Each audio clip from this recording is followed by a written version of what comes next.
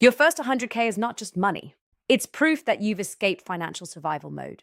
And I know that sounds dramatic, but it's true. Because before 100K, money feels fragile. Every expense matters. Every setback feels personal. One unexpected bill can completely throw you off track. You're constantly trading time for money, and no matter how hard you work, it still feels like you're running on a treadmill that never slows down. But then something interesting happens. At some point, your money starts contributing to the journey. Not just you. And that's the moment people misunderstand about wealth. Most people think becoming wealthy is about earning a huge salary, picking the perfect stock, or getting lucky with crypto. But wealth creation is actually much more boring than that. It's consistency, patience, and understanding one simple principle. Money grows faster when there's already money there. That's why the first 100K feels painfully slow, and the next 100K often happens much faster. Think about it like pushing a giant flywheel. In the beginning, every push feels almost pointless. You push and nothing seems to move. You save your first $1,000, barely noticeable, then $5,000, then $10,000. And honestly, it still doesn't feel life-changing. Your investments might grow a little, but not enough to transform your life overnight. That's the frustrating stage nobody talks about, because social media has convinced people that wealth should happen instantly.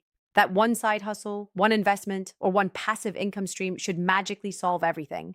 But real wealth doesn't appear suddenly. It compounds quietly. At $1,000 invested, a 10% annual return gives you $100.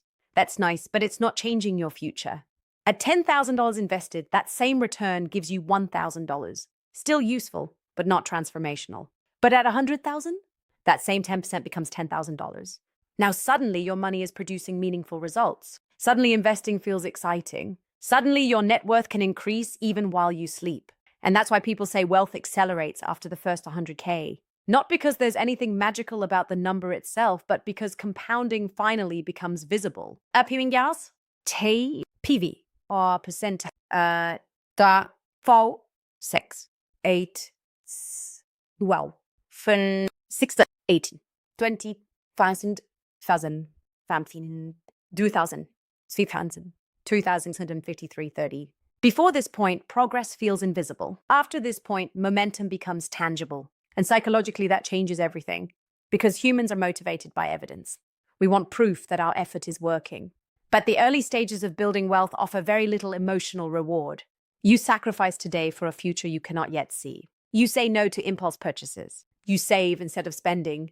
You invest instead of upgrading your lifestyle. And for a while, it feels like everyone else is enjoying life while you're stuck being responsible. But wealthy people understand something that most people don't. The goal is not to look wealthy. The goal is to become financially difficult to control. There's a huge difference. Looking wealthy is easy. Almost anyone can finance a luxury car, buy designer clothes, or appear successful online. But actual wealth, actual freedom, that comes from owning assets that continue producing value long after the work is done. And this is where many people stay trapped financially. Every time they earn more, they spend more. Salary increases become lifestyle increases. They upgrade apartments, upgrade phones, upgrade cars. But they never upgrade ownership. So despite earning more, they still depend entirely on their next paycheck. That's not wealth. That's just expensive survival. The people who reach 100K usually behave differently. They focus less on status and more on systems. They automate savings. They invest consistently. They build habits that continue working even when motivation disappears. Because motivation is unreliable, systems are scalable, and eventually those small, invisible habits create visible results. One investment account becomes 2, a few thousand becomes tens of thousands. Then suddenly, market growth in a single year might equal months of your salary. That's the turning point. That's when you realize wealth is no longer only about effort, it's also about momentum. And once momentum starts, net worth doesn't grow linearly anymore. It begins to compound exponentially. The reason the first 100K feels so difficult is because you're building wealth without momentum. And honestly, this is the phase where most people quit. Not because they're lazy, not because they're incapable, but because the effort to reward ratio feels completely unfair in the beginning. You work hard, save consistently, try to be responsible, and yet the results still feel tiny. You invest $500 a month and check your portfolio 6 months later expecting magic, only to realize the growth barely covers a weekend vacation. That early stage can feel deeply discouraging, because when you're starting from zero, every dollar has to come directly from your own effort. Your job, your energy, your time, your money isn't helping you yet. And that's why the first phase of wealth building is more about behavior than investing skill. People love talking about stocks, ETFs, crypto, real estate. But before any of that matters, you need one thing first: capital. Because investing is essentially a multiplier. And multipliers only become powerful when there's something meaningful to multiply. A 10% return on 2,000 Oz is 200. A 10% return on 200,000 is 20,000. Same strategy, completely different outcome. Which is why focusing only on investment returns too early can actually distract people from the bigger issue. They simply haven't built enough capital yet. And while they're trying to grow wealth, they're also fighting against modern life, constantly encouraging them to spend. That's the second challenge no one talks about: lifestyle inflation. The moment most people earn more money, they immediately increase their expenses to match. A salary increase becomes permission to spend more. Suddenly there's a nicer apartment, a newer car, more subscriptions, better restaurants, more little rewards for working hard. And individually, none of these expenses seem dangerous. That's what makes them so powerful. Because wealth rarely disappears from one catastrophic decision. It usually disappears through hundreds of small upgrades that slowly consume your future financial freedom. People assume wealthy individuals spend extravagantly because they're rich. But often, people become wealthy because they controlled lifestyle inflation long enough for investments to compound. That's the difference. One person increases spending with every raise. The other increases investing with every raise. And over time, the gap between those two people becomes enormous. What's fascinating is that many high earners are still financially stressed because they built lifestyles that require constant income to maintain. They look successful externally, but internally they still feel trapped. Because financial pressure doesn't disappear when expenses rise alongside income.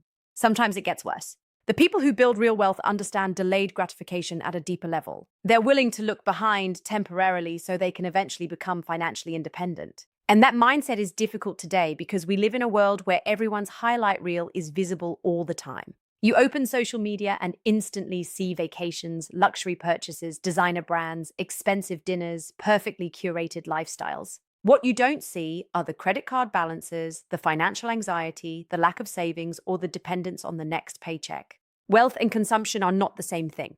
In fact, they're often opposites. Because every dollar spent today is a dollar that can no longer compound tomorrow. And compounding is incredibly sensitive to time. FVP wamba, PV, or percent, da, 4, 6, 8, 12, 5, 6, 18, 20, 1000, 1000, 15, 2000, 3000, 26, 53, 30.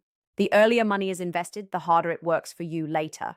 That's why small habits matter so much in the beginning. Not because skipping coffee will magically make you rich, but because your habits reveal your financial identity. Are you someone who consumes everything you earn, or someone who consistently builds ownership? And this is where systems become more important than motivation. Most people rely on motivation to manage money. They save when they feel disciplined. They invest when markets feel safe. They budget after overspending. But motivation is emotional, and emotions change constantly. Systems remove emotion from the process. Automatic transfers, automatic investing, automatic savings increases. These systems quietly build wealth in the background while your life continues moving. And over time, those systems create something incredibly valuable: consistency. Because wealth is rarely built through intensity. It's built through repetition. Small decisions repeated for years become financial transformation. And eventually something shifts. The savings account grows faster. Investments begin generating meaningful returns. Momentum appears, but the people who reach that stage usually aren't the smartest investors in the room. They're simply the ones who stayed consistent long enough to let compounding finally start working in their favor. If I had to rebuild wealth from zero today, I would focus less on being impressive and more on being efficient. Because most people waste years trying to optimize tiny financial details while ignoring the few things that actually move the needle. And in the early stages of building wealth, the biggest needle mover is not investing, it's income. That might sound obvious, but many people underestimate how important earning power is during the first phase of wealth creation. They obsess over saving an extra few dollars here and there while their income stays completely stagnant. But there's a limit to how much you can cut expenses. There's far less limit to how much you can increase income. And the fastest way to accelerate toward your first 100K is to widen the gap between what you earn and what you spend. That gap is everything. Because your investments are funded by surplus cash flow. No surplus, no investing. no investing, no compounding, which means the goal in the beginning is not to look financially sophisticated. The goal is to create financial capacity.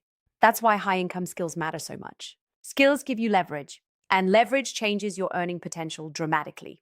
Whether it's marketing, coding, design, sales, consulting, content creation, copywriting, data analysis, or communication, valuable skills create opportunities that hourly effort alone often cannot. And the internet has completely changed the game here. Today, one skill can be monetized globally. One piece of content can reach millions. One freelance client can double your income. One digital product can generate recurring revenue. That doesn't mean everyone needs to become an entrepreneur. But it does mean relying on a single salary alone can slow wealth building significantly, because if your income grows slowly, your investing power grows slowly too. And this is where many people accidentally delay their financial future. They focus entirely on saving money instead of increasing value. The market rewards value creation. The more problems you can solve, the more income potential you usually create. But earning more money alone is not enough. Because without intentional investing, higher income often just creates higher spending. That's why consistency matters more than intensity. People think investing successfully requires predicting markets perfectly. It doesn't. In reality, successful investing is often incredibly repetitive and boring. Invest regularly, stay invested, ignore noise, repeat for years. That's it. But emotionally, this is difficult because humans crave certainty. We want reassurance before taking action.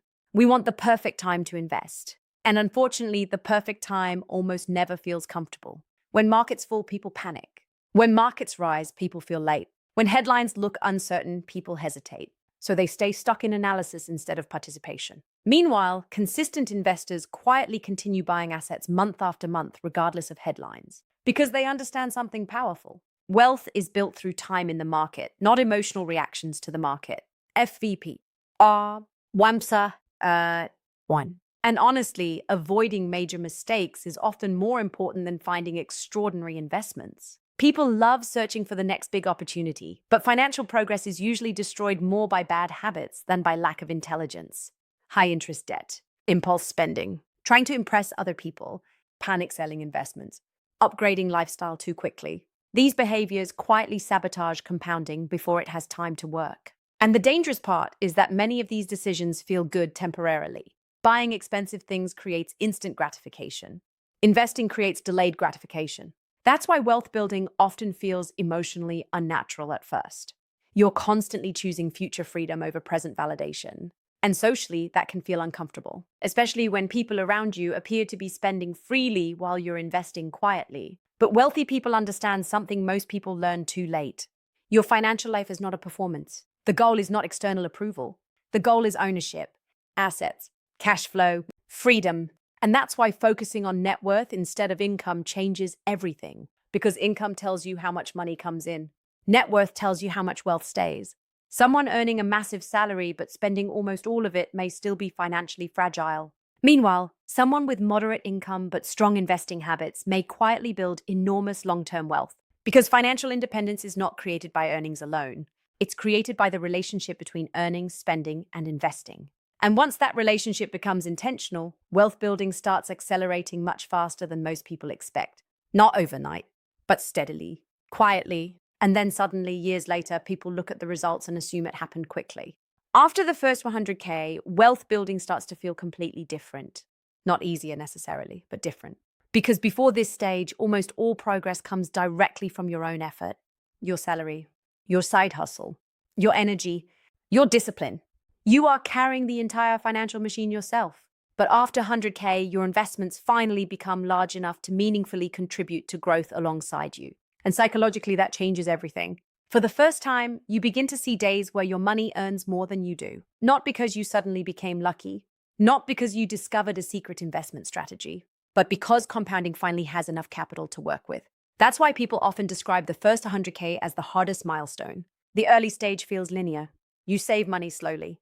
Invest slowly, build slowly, but after enough consistency, growth begins accelerating in ways that no longer feel directly connected to effort. And this is where many people suddenly realize that wealth creation is less about working endlessly and more about ownership, because ownership scales in ways labor alone cannot. There are only so many hours you can personally work, but investments continue working without asking for your time. That's the shift. At first, you work for money. Eventually, money begins working for you. And once that transition starts, the relationship you have with time changes dramatically. You become more protective of your attention, more intentional about how you spend your energy, more selective about opportunities. Because when you're financially unstable, almost every decision revolves around immediate income. You tolerate toxic environments longer. You accept opportunities from desperation instead of alignment. You optimize for survival instead of fulfillment. But financial security creates optionality. And optionality is one of the most underrated forms of wealth. The ability to leave a bad situation, the ability to take a career risk, the ability to say no, the ability to think long term. That freedom is far more valuable than luxury purchases most people chase. Because real wealth is not about displaying status. It's about reducing dependence. And ironically, many people who look wealthy externally still lack this freedom internally. They have high incomes but also high obligations, expensive lifestyles, large debts, constant pressure to maintain appearances.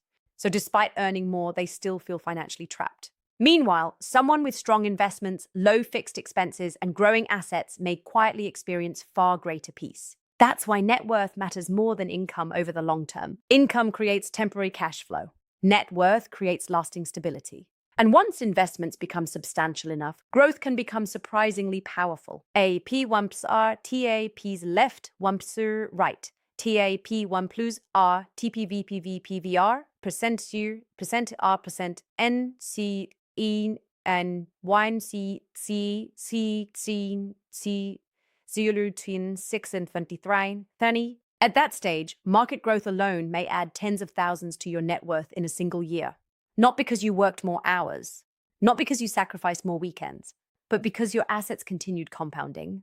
And this creates a fascinating shift in priorities. In the beginning, people chase income aggressively because income feels urgent. Later, people begin protecting time more carefully because time becomes scarcer than money. That's when wealth building matures emotionally. You stop obsessing over looking successful. You care more about flexibility, peace of mind, autonomy, long-term security. And perhaps the biggest transformation after 100K is not financial at all. It's psychological, because reaching that milestone proves something important to yourself. You are capable of building wealth intentionally. That belief changes how you make decisions. You stop operating from constant scarcity. You become more patient because you understand long-term thinking now works in your favor. You stop chasing shortcuts because you've seen what consistency can produce. And you realize wealth is usually not created through dramatic moments. It's created through ordinary behaviors repeated for extraordinary lengths of time, small investments, consistent habits, controlled spending, long-term ownership, repeated over and over again. That's what eventually creates exponential results. And once momentum truly begins, the journey no longer feels impossible. Because the hardest part was never mathematics. It was surviving the phase where progress felt invisible, the phase where discipline came before evidence, the phase where you had to trust the process before seeing meaningful results. But once compounding becomes visible, something powerful happens. Your confidence grows alongside your net worth. Not arrogance, confidence. Because you finally understand that financial freedom is not reserved for lucky people.